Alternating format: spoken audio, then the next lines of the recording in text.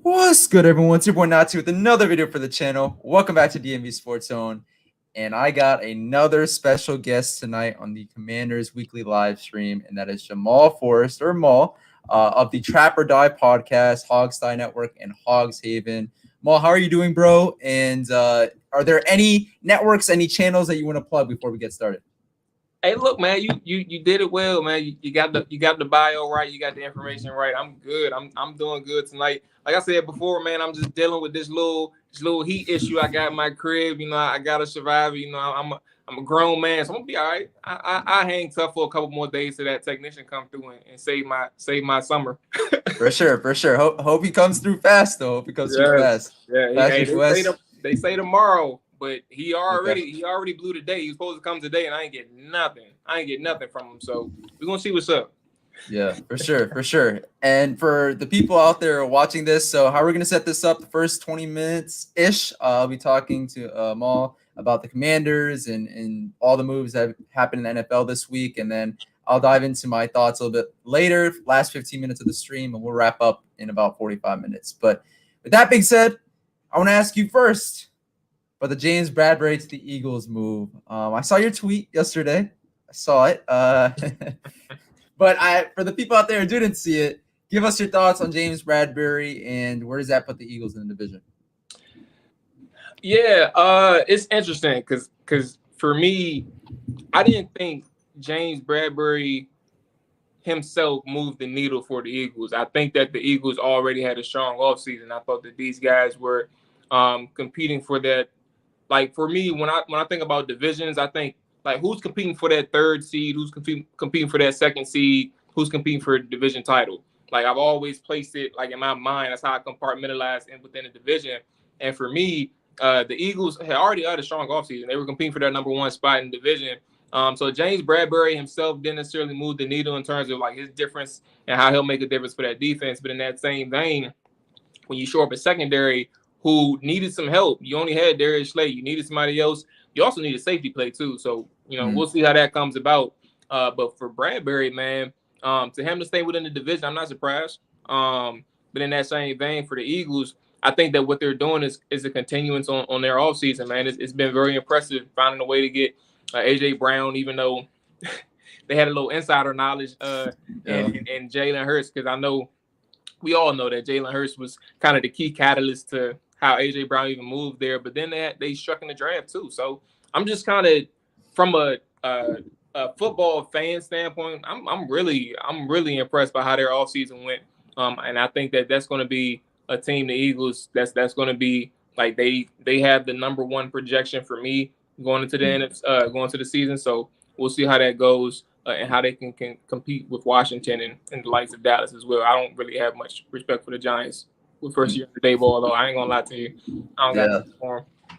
No, I agree with you. Right now, and I don't know if you saw my tweet, I think the Eagles are probably, on paper at least, the best team in the division, but I see the Commanders also being second above the Cowboys, and I think the Eagles and the Commanders will eventually make the playoffs just because of the talent on their rosters. And I think Carson Wentz, while he's not extraordinary, and I've criticized him enough on this channel, he's still very much an upgrade over Taylor Heineke, and I think he'll get it done here in DC. But I don't know why I didn't even ask you this initially, but like, how was it like? First off, if you guys don't know, Jamal knows his stuff about the NFL. He does a lot of film evaluations. I like and retweet a lot of them. And one specific reporter retweeted a couple, I think it was a week and a half ago, something like that. The one and only John Keim retweeted your work, applauded you for your work, and said you knew your stuff. What was it like getting a shout out from John Keim, and what is it like in general getting shouts out from people in the community? I appreciate that. I appreciate that question because I think that's a good opportunity. And we're gonna talk about that Dallas and Washington dynamic that you mentioned. So I'd love to hear your thoughts on that. But I think the people, like at least the people that know both of us. I don't know everybody on your channel, but at least the people that know both of us. I think sometimes people don't understand. Like writing was kind of how I got involved with everything. Like I started with writing before I even got into podcasting. And people don't know, like John Keim was the first person that was by my side when I started this thing. Like he was my mentor. Like he was the person who helped see me through a whole bunch of lanes. Like I done had opportunities when you mentioned my intro, the hog side. Like I don't talk about these things. Like I'm not that person that's gonna, you know, put myself out there and kind of brag about or just like show my resume in a sense. Like I do want my respect, but I'm not gonna sit here and like tell y'all to respect me. I'm just gonna let my work speak for itself. But to that same vein, when you mentioned John, like John, I appreciated the endorsement, but in that same vein, me and John has been in that boat for like 6 years. Like that's when I started. I started in 2016. He's been by my side, like helping me, trying to find me jobs, trying to endorse me through people that he know directly. Like when I'm at training camp reporting before COVID, because that's when COVID happened, that changed all of my access has been restricted. But before COVID, I was able to report on the team. I was able to cover the team. So like I've always been around him, so he knows me in that sense. But to say that, like when he put that endorsement out there, it's kind of big for me on a social media standpoint. But in that same vein, like John has always been, that's who he is. Like he's always been helping me. He's always been looking out. But for the endorsement side, I appreciated it because you don't necessarily always get that level of like for somebody to put that effort in the words and actually put the words out to tweet it out and give that kind of recommendation and endorsement. That's kind of big for somebody like me who's not on that level yet as John Kime. So it was appreciated. You will be. You will be. If you keep grinding, you will be, bro. Yeah. So we'll see. Like, but in the end of the day, we had that type of relationship from a mentor standpoint. I'm not saying like we're best of friends, but he's always looked out for me. So I wasn't necessarily as surprised as some people, because some people actually DM me like, shout out to that, like they're like, hey, congrats on that endorsement from Kime. I'm like, do y'all not understand? I've been around for X amount of years. He's been around the same vein. Y'all should know better. Yeah. If y'all really paid attention, y'all should know better. Yeah, for sure. No, I appreciate that response, man. And regardless of the endorsement, again, you're a great member of this podcast, of this Commanders community in general, and we appreciate your work. And it was one of the biggest reasons why we have you on the channel tonight. But I want to get this going a little better, and I want to ask you your general thoughts on the Commanders' schedule that was released last week. What do you believe is the hardest stretch on the schedule, and what is the game that you are most looking forward to on it? So now that's a tough question. Like the hardest stretch, I don't know.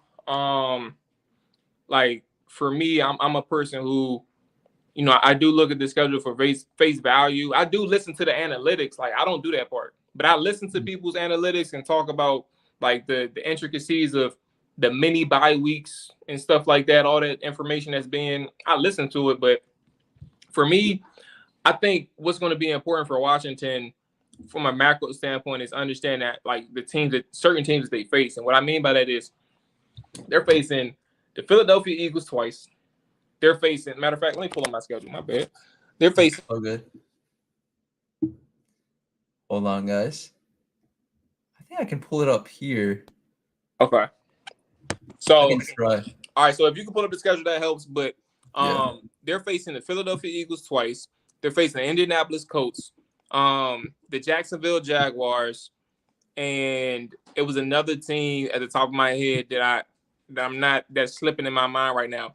But the reason why I mentioned those two teams or the three teams in particular, they're all strong run teams. Now, when you look at how Washington defended the run in the past, surface level, you see something like, oh, they're one of the top 10 rush teams or rush defenses in the NFL. Yeah, that's true. But when you looked at teams who intently wanted to run the ball on you no matter what was going on within the game, like we want to run the ball at least 50% of the times in these games. That is who. Okay, there we go. Perfect. So that is who Philadelphia is. That is who Indianapolis is. Jacksonville, I think that people don't understand kind of like, and I'm going to bring this up too. I'm going to say it right here. So I think people don't understand, and I want to get your thoughts on this, matter of fact.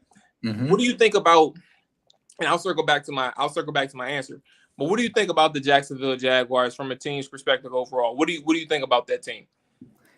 I definitely think they improved a lot. I'm super high on Trevor Lawrence. I know he had 12 touchdowns, 15 picks last year. It wasn't a great season whatsoever, but I mean, he has all the talent in the world. They added some pieces around him. You can't forget Travis Etienne last year suffered a injury that knocked him out for the entire season. First round pick running back. James Robinson's a good player. I mean, they added pieces to the offensive line. Brandon Sheriff from our team. Their defense is pretty good. They drafted Travon Walker, #1 overall pick, to pair alongside Josh Allen. I think they're an incredibly slept-on team. I don't think they're going to win a lot of games this year, Yeah. but they have a lot of talent to potentially shock us or one of the good teams in the league. Absolutely, and to that point, like you said, everything. I don't even have to say anything else about their roster. Like you spoke on it. Outside of the fact that they did sign Brandon Sheriff, like they shored up that offensive line. And I think what people aren't understanding is when I mentioned Jacksonville, when I mentioned Philadelphia twice, and when I mentioned Indianapolis Colts, there's other teams that I'm not. Let me see. We have all right, so I can see it San Francisco, and then we have Cleveland. Is that Cleveland? Yeah, late in the season. In Tennessee, I'm tripping. Tennessee as well. So to that same vein, while we're talking about quarterbacks from a year ago, we're talking about rush offenses in 2022. And to Jacksonville's point, when you add that offensive line and you add Doug Peterson, an experienced head coach, that is what kind of makes the dynamic a little bit different in 2022. You're facing these guys who intently want to run the ball. They don't care about anything else. They want to dominate on the ground. And when Washington played the Philadelphia Eagles in 2021, along with other rush offenses that wanted to run the ball, that's where they struggled.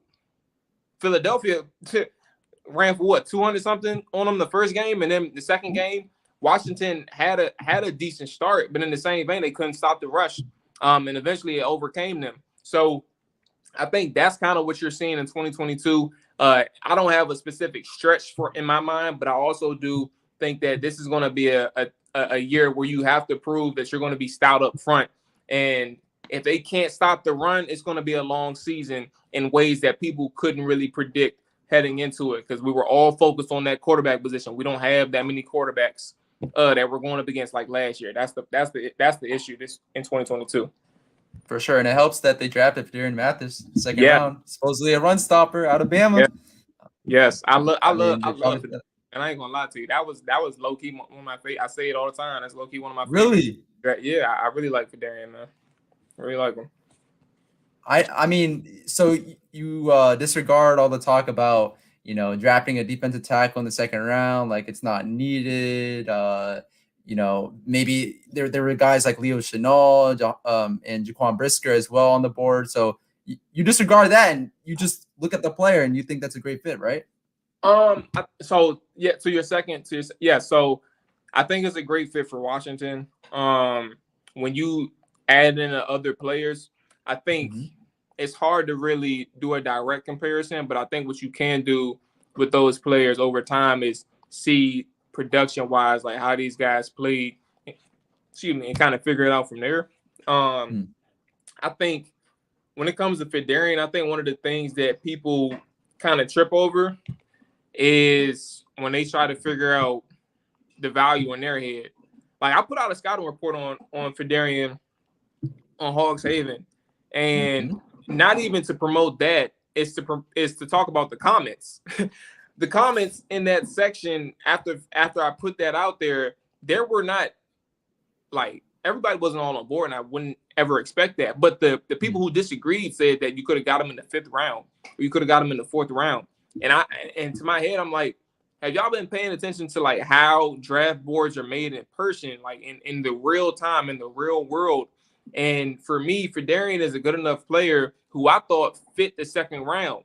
But not only that, there were people out there, verified people, who said that there were some teams out there who had Fedarian as a 1st round draft pick. And that's just on 1 or 2 boards. So if you had him on 1 or 2 boards as a 1st round draft pick or 1st round projection, how many do you think was going to be have him as a 2nd round projection at the latest? Washington had to make a move if they really like Fedarian, and I think that was probably the reasoning for why they took him there. Now, I'm not sitting here going to say, like, because I think that in the same vein, I still think that they kind of reached for Jahan, but they did what they had to do. They liked him. It is what it is, and it's not us to really say but I think they reached for Jahan in the first round, and in a sense, I still think that they reached for Darian in the fact that, you know, if you felt that you could have got him later, but you wanted to take him now because you couldn't trust like the last 10 spots, then in a sense it is a reach. But if you trust this player and you like this player, and based on your evaluations, you know that he fits this team, same way with Brian Robinson, you do what you got to do. And I'm not going to sit here and talk about a team's draft board that I'm not a part of in real time. Like, you never know, bro. So I'm kind of where that. Where did you think that? What did you think about the second round? Was you a Fedarian guy, or you were kind of interested in seeing who else was out there? I mean, to be honest, I should have started by saying this. I think this might taint my opinions on him and B-Rob. I'm a Bama fan outside of the DMV college teams. That's the college team I root for the most. And I got to watch Fedarian Mathis. I thought he was a stud. I mean, he's a supposed run stopper who had 9 sacks last year, right? Like he has some pass rushing prowess that I think we can really use here in DC, but I think it's his run stopping ability that we're going to need. You talked about our schedule. How many great running backs, how many great rushing attacks will we face this year? So initially, I'm not going to lie, I was like many of the fans, like, why are we drafting a DT who might not start right away in the second round? It's a premium pick. But at the same time, as more time passed, like, I'm starting to like the pick. I will say this, my favorite pick in the draft was B-Rob. I don't know if you've been keeping up to date with the channel, bro, but like, I've been saying for months that we need a type of running back like B-Rob. We need a thumper, a guy that's a much improved Peyton Barber, but that plays sort of that role, right? Goal line carries, will give Antonio Gibson a break, potentially could supplant him if we don't sign him to a contract extension, because, you know, giving out a bunch of money to running backs is not turning out so well across the league right now. So I love the pick, and he's a great, I don't know if great is the right word, but he's a very solid pass blocker as well. So no, he's really good and not very solid. He knows his stuff. I ain't want to curse, but he knows his stuff at with the pass blocking schemes, man. I didn't see him picked up stunts. I didn't see him picked up the interior. I didn't see him to protect his offensive tackles. Like he knows what he's doing that pass pro. So you're not wrong, and you're not exaggerating. That man is really good in pass pro. Yeah, for sure. But I do, again, there are a bunch of questions I want to ask you. I'm trying to ask you this question though before getting into my last one. So we can't go through this string without discussing D'Angelo Hall and his comments this week. Okay. D Hall pretty much said, you know, this team, essentially his words were, this team doesn't go for it, right? Like, we're not a Rams, we're not a team that, at least right now, in the past we have, but like spends money, very good players, brings in very good players, drafts really good players, goes against the grain a little bit, but ultimately turns out successful. We're not that type of team right now.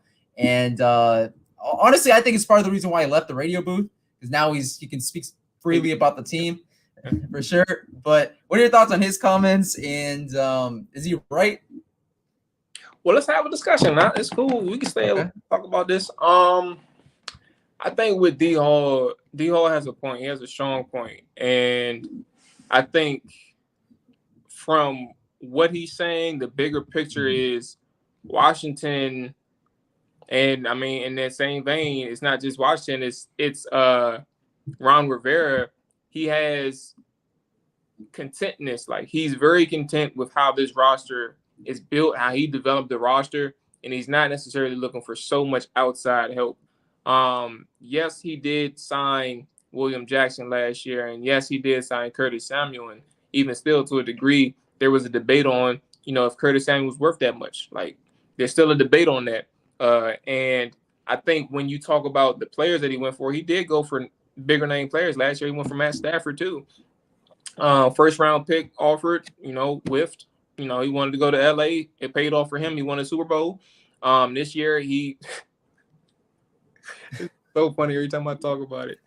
That man made a pitch for the decades for those top tier veteran quarterbacks, man, saying that we were just a quarterback away in Washington. So look, he's went out there and tried, but in that same vein, when you look at the aggressiveness, you kind of got to question, like, how seriously do you want it, or are you going to stick to your guns? Are you going to stick to your process? And I think what they're doing is they're sticking to their process. And I think a prime example of that is the linebacker position.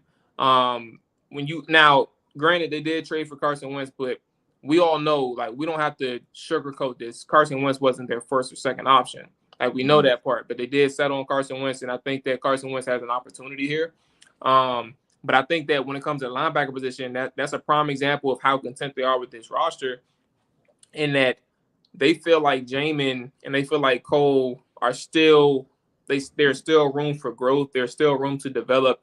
And I think that while I understand their logic and I understand where they're going, and also to an extent, Fedarian Mathis is going to help Jamin and he's going to help Cole because of what he can do at that line of scrimmage. But I think that when you're content with those two, knowing how much Jamin struggled in year one as a rookie, and then how Cole is, and no disrespect to Cole, is literally no disrespect, but like, he's not a superstar, he's not a great player, he's an above average player. He can hold it down because of, you know, his skill set, his versatility, his speed, and his ability to cover somewhat. But in that same vein, they're comfortable with that linebacker position. They chose not to upgrade because they felt like there's still room to grow for these two. So we're going to make sure that these two get as much opportunity as they can. I just think that, they're not chasing greatness. They're not chasing success in that sense of, like, we want to go after the better players. We want to make sure our roster can compete with the best. And who knows where it's going to get them. I would love to know what you think about it. I don't know what these guys are necessarily thinking, in the sense that, like, can you compete with the Tampas? Can you compete with the Rams? Can you compete with the Niners? Like, those are championship level teams in the NFC. And I don't know if they can necessarily compete with them when it comes down to, like, the playoff size. And like, that roster, I love what they did on the offensive side of the football, but when you don't have, like, elite players and people who you can trust on, that's going to come in and dominate on one side or take over a game, I just don't know exactly where you're going with that. And the teams that I named have people like that, and George Kittle, what's his name, Deebo Samuel. Yeah. You have what's his name, L.A. Cooper Kupp, Matt Stafford, Aaron Donald, and then Robinson now. Yeah, like, they have these guys. So for Washington, I just don't know, man. And it's not to say that Washington didn't try 100%, but I also don't think that Washington wanted to really go all in on players financially. But secondly, I don't know if players saw Washington as that place where they can succeed and even win a championship. Yeah, I mean, apparently they're saving up money for Terry McLaurin. But at the same time, I mean, the Eagles just paid $25 million per year to A.J. Brown. I know they have a quarterback who's on a rookie contract right now, but Rio Robinson in the chat, as he looks like a sinister James Bond villain. He's gonna think, especially so, bro. When we get to this topic, this is the last thing. I don't want to keep you on for too much longer, bro. But what are your thoughts on the QB situation on this team, and can Carson Wentz lead us to the playoffs and maybe even further than that? Well, hold on, man. Look, I got a little time. Let's talk about it. What you think about what do you think about the chances of Washington? Like, I'd love to get your thoughts on where you felt Washington was this offseason, man. Yeah, I mean, I agree with you. They tried hard to get a quarterback. They really did. They tried to get a Russell Wilson. He just didn't want to be here, and that's sad because he's from Virginia. It's his home state, but apparently he decided to choose the Denver Broncos, who actually had the same record as us last year. And we couldn't get an Aaron Rodgers. I made videos about that. You probably talked about him and his fit here in DC as well. I mean, they tried, and Matt Stafford the year before, but I think the writing was on the wall for him to go to LA because of the Sean McVay and the LA, being a home connection and all that. So honestly, like, I don't know. It's hard though, because I wanted them to get James Bradberry. Like, I think you could never have too many good corners in this league right now, in this pass happy league. We didn't get a James Bradberry. I mean, we drafted Jahan Dotson in the first round, but Potentially, we could add someone there in free agency, maybe like an Allen Robinson. But then again, I get that you can't tie up too much capital to players right now when you have a lot of young players that are going to be up for contracts soon. So I'm like a little lukewarm on D'Angelo Hall's opinion, but at the same time, I want to see this team go more for it, or all for it, I should say. But I don't know. It's tough. Well, in that same vein, I think when we talk about the team from a macro perspective, like this is a big year for Ron, and I think you think he's gonna be on the hot seat again if he wins 7 games, because Rio and I had that combo. It's hard, man. It's hard to really say that he's gonna be on the hot seat because when you talk about the work, the additional work that he has to take over for Washington and kind of reshape everything like from inside out, it's hard to say that 7 wins again is going to put him on the hot seat. But then, I mean, from a organizational standpoint, that's what I'm. In my opinion, though, the 7 wins or the stuff that he's had to go through, like at least organizationally, I think that's what gave him leeway this season. I don't think it's going to give him leeway for another season. I think if he wins 7 games once again, 17 games stretch, I don't know. Hey, this easy schedule, I don't know. And that's a good point. It's an easy schedule on paper, and I think Dan is the type of person who takes that seriously. Like, oh, we got this and this on the schedule. Hey, 11 wins. That's what we should have. Right here.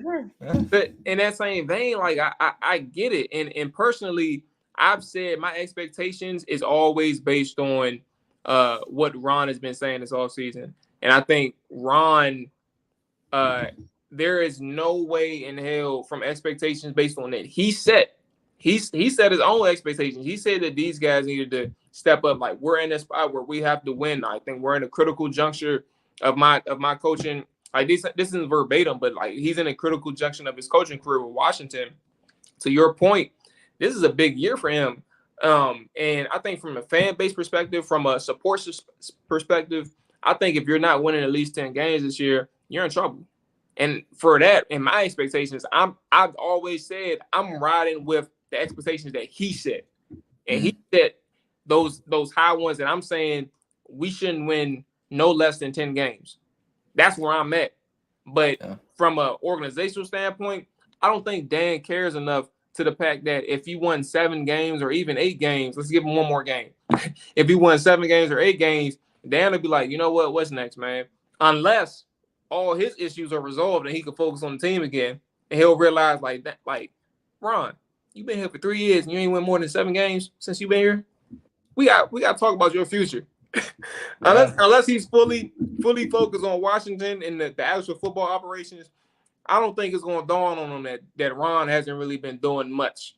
But to your point, hot seat, I can see it from a fan's perspective. I can see everybody souring on Ron if you're not making a playoff push and you're not looking good while you're doing it. Like if you backdoor into the playoffs, I think people are going to leave those reasons for you to say, man, this ain't it, bro. I don't. So we'll see, man. We'll see. For sure. Patrick West says he has to have at least as long as Gruden had. For as much as we do not like what Gruden brought to the table in DC, he still won 9 and 8 games. Like Ron Rivera has still not gotten 8 games here in 2 years. So I mean, 9-win NFC East division crown in his second year. That was Jay Gruden. I mean, I don't know. Hey, look, that's over 500. Now I swear, bro, I hate to do this, but going over 500 2 years in a row, whether it's 9-7 or 8-7-1, you still did it. Still did it. And I hate the fact that I have to put that into the conversation, but in that same vein, when you talk about a coach in Ron Rivera who has done 7-9 twice, like that third year is very critical, man. And to like the original question or original conversation when we talk about expectations and even 7 wins being on the hot seat, I think that it's going to be fair. Like you can't really get by from a public's perspective saying that, we did okay after a 7-win season. We're not even talking about like the intricacies of how Ron operates. Like Ron has tons of excuses for why they lose. And I'm not saying like some of them all of them are invalid, But when you have all these excuses from a head coaching perspective and you change narratives and kind of like maneuver in a way that kind of fits how you feel moving forward, that's an issue. And like I don't know if he can really survive that again for a third straight time and say, trust me, guys, I know what I'm doing here. Because he loves to do that. And if you say that one more time, I don't think you're going to have 2 fans at FedEx Field supporting you, bro. Well, maybe 10. I know there's a ton of people who go to the games no matter what. So let me just say 10. You probably had no more than 10. Yeah. And we got to remember, Rivera, unlike Gruden, Rivera controls everything. I mean, the GM reports to him. I mean, the player personnel department reports to him. It's not the other way around. So I think there's no excuses for 3 straight 7-win seasons. But yeah, and lastly, go ahead. Sorry. No, you're good. I was about to say, because I know you did ask about well, you had mentioned D Hall, and we talked about D Hall to a degree, but you had mentioned something, and we got sidetracked. Carson Wentz, yeah. Okay, Carson Wentz. Yeah. I think Carson is a volatile player, but I'm interested in seeing what he does for Washington. I think one of the things that I noticed when he first got here is, his last 2 situations, last 2 meaning his last year in Philadelphia and then his year in Indianapolis. I think he was walking into a situation where they thought that in Indianapolis, they thought that he was a fit. And they thought that if we can just have a competent quarterback who can, hand the ball off to Jonathan Taylor, we'll be fine. We'll figure out the rest from there because we have a good defense. We have a good run blocking offensive line. And then in Philly, your last year, you have that pressure of Jalen Hurts, right over your back. And you don't necessarily know what's going on with your future because they took a guy in the 2nd round and you're like, all right, bro, like, what are we doing here? Are y'all waiting for me to make a mistake? Are y'all waiting for me to F up? Because if that's the case, eventually it's going to happen. So when are y'all going to bench me? That's all I need to know. When y'all going to bench me? When you're heading into Washington, his situation is a little different. And while I'm not ignoring the flaws of Carson Wentz, like I said, he's a volatile player. I'm not ignoring the flaws of Carson Wentz, but I think his situation is different in the sense that he's coming into a place where they want him to take control. They are looking for his leadership. They are looking for him to guide and do things his way on the offensive side of football. And I think that can help a quarterback who mentally is a little lost right now because I don't think, or in the moment, not now, but in that moment, is a little lost right now because you don't necessarily know, who wants you, who believes in you. Well, Ron took that leap of faith. He said, you're coming where you're wanted, and it's on Carson Wentz at that point to kind of prove that he can be a leader, that he can kind of survive in this type of environment in a situation where, you have the keys to an offense. And while I think that this offense kind of suits what he does best, he's a vertical-based quarterback. I think that he's going to take those intermediate to deep passing routes, and I think he's going to take advantage of those.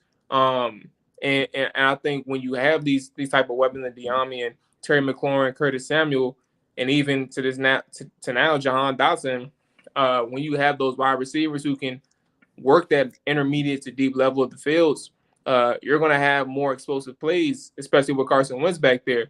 You don't have no disrespect to Zach Pascal, but you don't have Zach Pascal back there. You don't have Michael Pittman anymore. Like, you have people who can stretch vertically, who's going to create separation, and I think he'll take advantage of that. So I'm looking forward to seeing him in this new environment.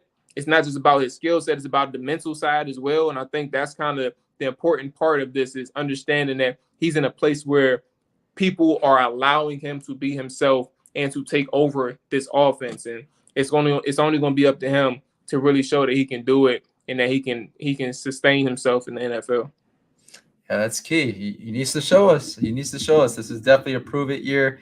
And even though his weapons weren't, I said this before, even though his offensive weapons were on par, outside of, I guess, Jonathan Taylor, on par with Washington's right now. I mean, he still had a pretty good defense. He had a pretty good offensive line. Everybody likes to say the pass blocking offensive line was not great, but like rush blocking, they were, I think, 3rd in the entire NFL. So they don't really rely on Carson Wentz too much in terms of his arm. But I don't know, man. I'm hopeful. I'm hopeful.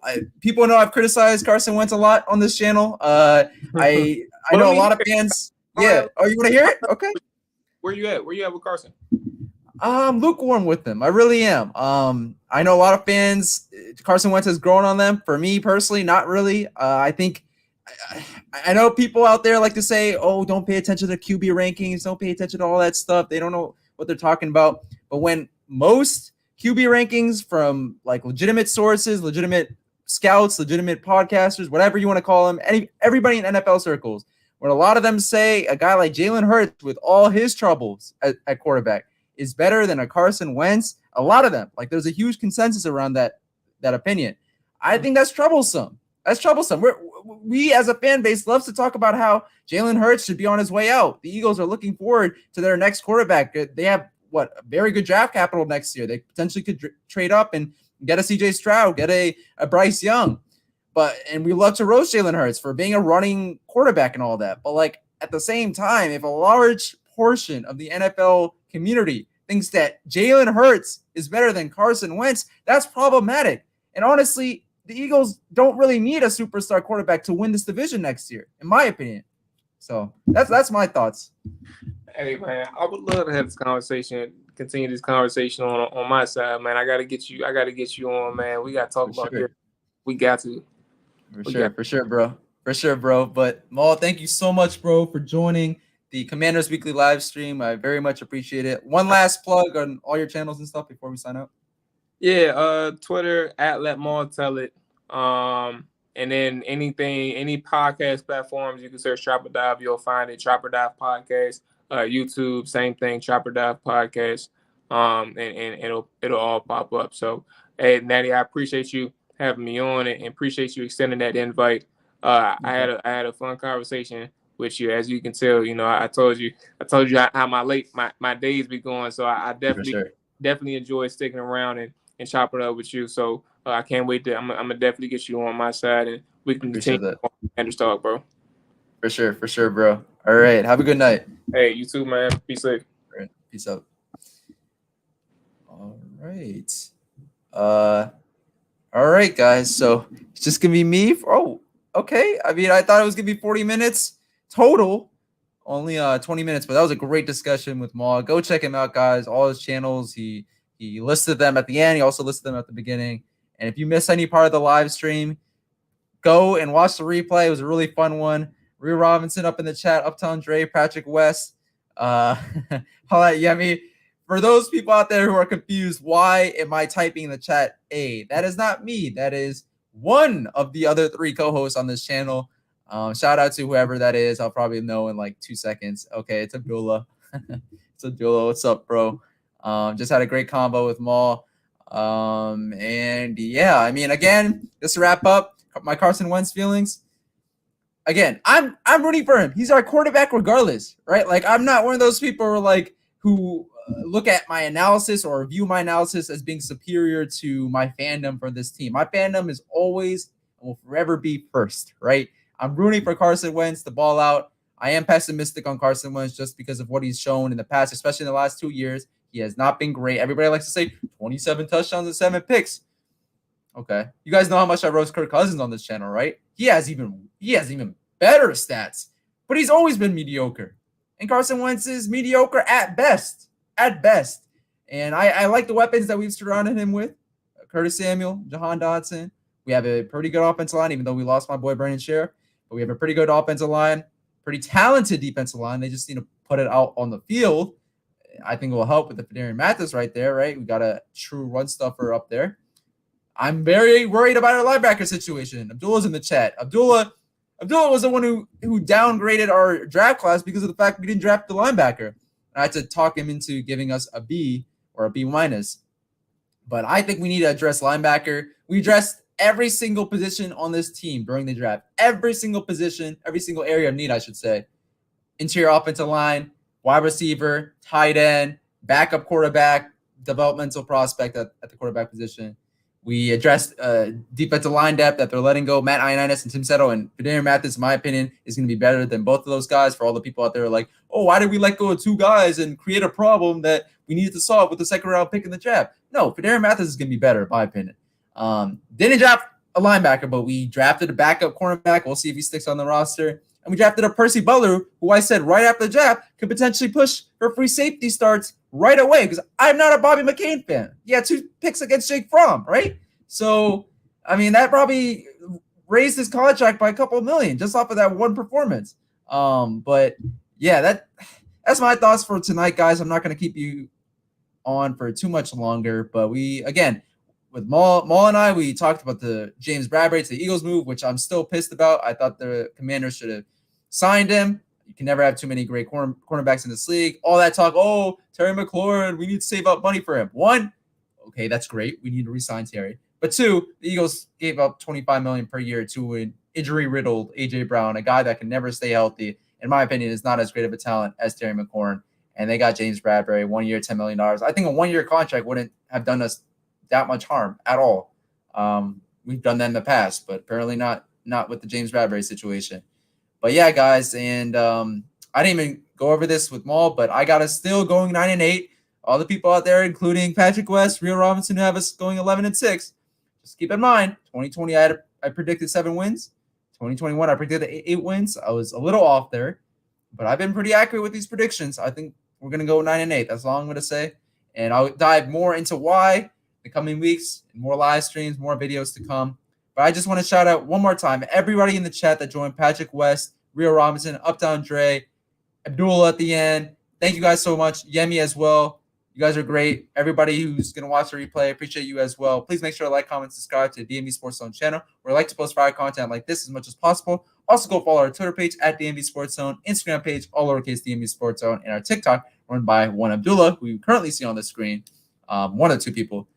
At TikTok, at DMVSportsZone as well. But with that being said, thank you guys so much for watching. Have a great night and see you on the next one. Peace.